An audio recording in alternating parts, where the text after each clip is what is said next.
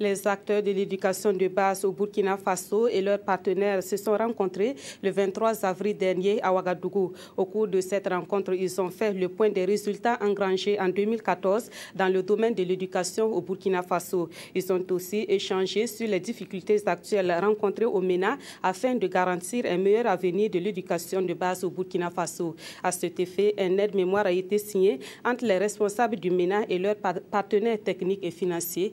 Le reportage de Yolande Lompo. La synthèse des résultats de la 3e mission conjointe de suivi du programme de développement stratégique de l'éducation de base, consignée dans l'aide-mémoire, vient d'être présentée à l'ensemble des acteurs du domaine. Le gouvernement devra prendre des mesures pour améliorer la qualité de l'éducation non formelle. 19 recommandations ont été formulées et le contenu de l'aide-mémoire adopté et paraphé. Ces recommandations visent surtout à améliorer toute l'activité qui est entreprise, à améliorer la présentation des prochains documents. Le plus gros problème que nous avons au niveau du ministère de l'Éducation nationale, c'est cette question de la réalisation des infrastructures. Les documents abordent également la qualité des disparités régionales, des disparités genre qu'il convient de corriger. La 4e mission conjointe de suivi du PDCEP se tiendra en 2016.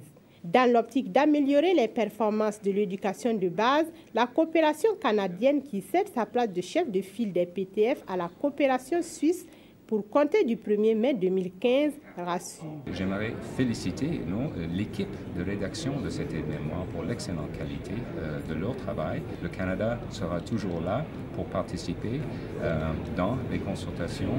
Nous allons continuer à appuyer d'une façon monétaire, mais aussi techniquement, le secteur de l'éducation de base au Burkina Faso. Débuté en 2012, le PDCEP s'exécutera jusqu'en 2021 au grand bonheur des enfants et adultes du Burkina Faso.